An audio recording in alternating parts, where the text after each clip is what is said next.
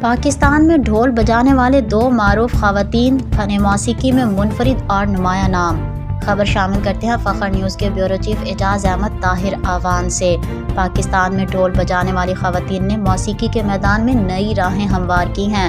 ان میں دو نمایاں نام حوریہ عصمت اور ارشما مریم کے ہیں۔